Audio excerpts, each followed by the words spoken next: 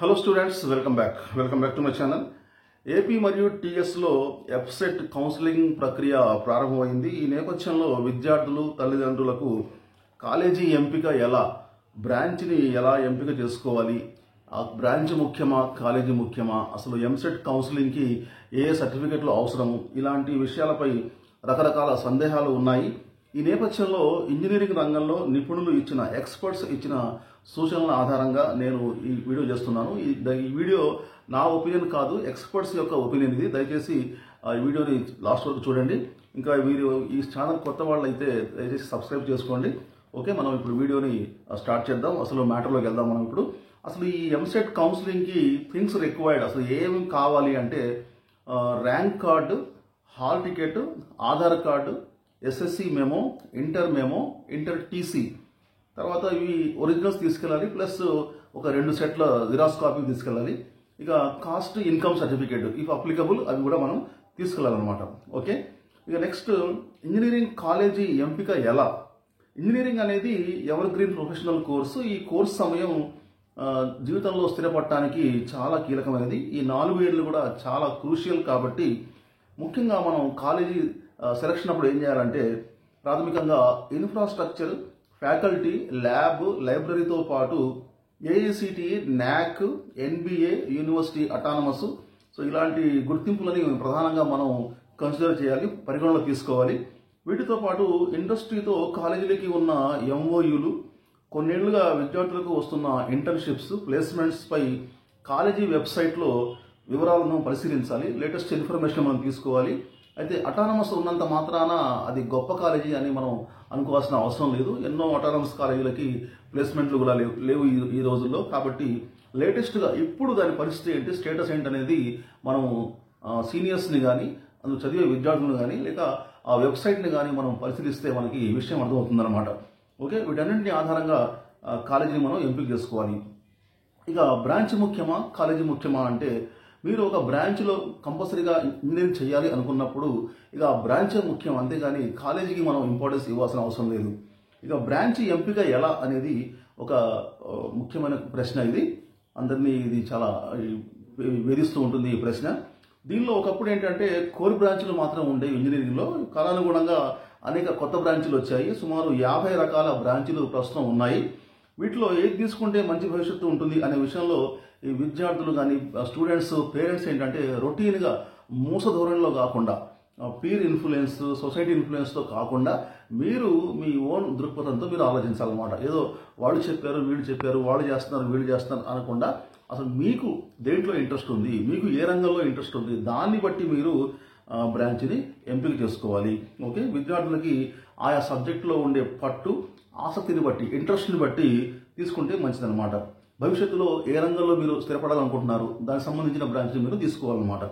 ఇక next CSC and అనుబంధ బ్రాంచ్ల్లో ఏది తీసుకుంటే మంచిది. 4 ఏళ్లుగా కంప్యూటర్ సైన్స్ ఇంజనీరింగ్లో అనేక కొత్త బ్రాంచీలని రాష్ట్రంలో ఇంజనీరింగ్ కాలేజీలు ఆఫర్ చేస్తున్నాయి. అయితే వీటిలో దేన్ని ఎంపిక చేసుకోవాలి అనే విషయంపై అనేక డౌట్స్ ఉంటాయి. వాస్తవానికి ఏంటంటే సిఎస్సికి IT, data science, cyber security, blockchain, AI and ML తదితర బ్రాంచీల మధ్య డిఫరెన్స్ పరిశీలిస్తే ఫస్ట్ 2 ఇయర్స్, మొదటి 2 ఏళ్ళు సిలబస్ సిఎస్సి అనుబంధ బ్రాంచీలకి సమానంగా ఉంటుంది అన్నమాట, సేమ్ సిలబస్ ఉంటుంది. తర్వాత 3rd ఇయర్లో సెకండ్ సెమిస్టర్లో కొంచెం స్పెషలైజేషన్ స్టార్ట్ అవుతుంది అనమాట. కాబట్టి దాదాపు 70% సిలబస్ సేమ్గా ఉంటుంది. కాబట్టి వీటిలో మీ ర్యాంక్ ఆధారంగా ఏది వచ్చినా తీసుకోవచ్చు అనమాట. మీరు ఏఐ అండ్ ఎంఎల్ కావచ్చు, బ్లాక్ చైన్ కావచ్చు, డేటా సైన్స్ కావచ్చు, సైబర్ సెక్యూరిటీ కావచ్చు, సిఎస్సిఏ రావాలని అవసరం లేదు. వీటిలో ఏది వచ్చినా సరే మీరు తీసుకోండి. ఒకవేళ మీరు సిఎస్సి చేయాలి అనుకుంటే ప్లేస్మెంట్స్లో దాదాపు అందరికీ సమాన అవకాశాలు ఉంటాయని ఎక్స్పర్ట్స్ అభిప్రాయపడుతున్నారు. ఇక నెక్స్ట్ డౌట్ ఏంటంటే చాలామంది సిఎస్సి రావట్లేదని బాధపడుతుంటారు. మరి మిగతా బ్రాంచులన్నీ వేస్ట్ బ్రాంచులా అంటే అసలు కావండి. మిగతా బ్రాంచులు మనం కోర్ బ్రాంచులు అంటాం అనమాట. సివిల్, ఎలక్ట్రికల్, ఈసీఈ, మెకానికల్ వీటిని మనం కోర్ బ్రాంచులు అంటాం. అయితే వీటికి కూడా ఈవెన్ మెటలర్జీ, కెమికల్ వాటికి కూడా చక్కటి అవకాశాలు ఉన్నాయి.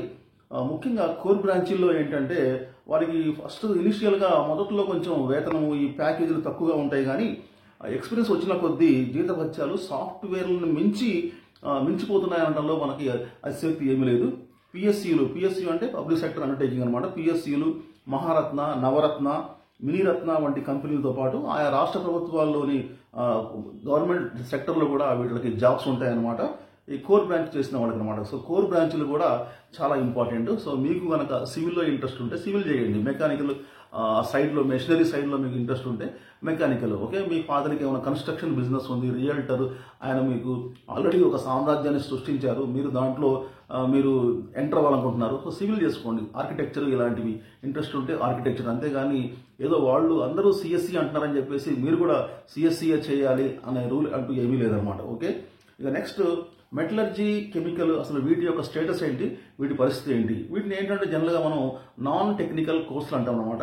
అయితే మెటలర్జీ, కెమికల్ వంటి బ్రాంచ్ తీసుకున్న వారికి కూడా మంచి ప్లేస్మెంట్స్ వస్తున్నాయి. అంతేకాకుండా పిఎస్యులో వీళ్ళు కొలువులు సాధిస్తున్నారు.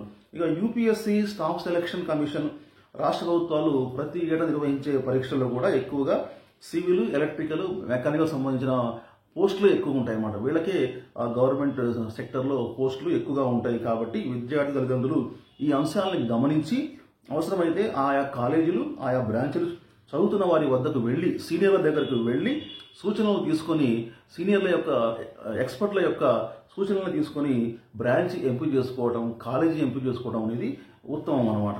ఇక నెక్స్ట్ లాస్ట్ క్వశ్చన్ ఏంటంటే, మరి ఈ సంవత్సరం తెలంగాణలో సీట్లు పెరుగుతున్నాయా? ఎస్ అండి, ఇంజనీరింగ్ సీట్లు పెరుగుతున్నాయి. కొత్త కాలేజీలు వచ్చాయి.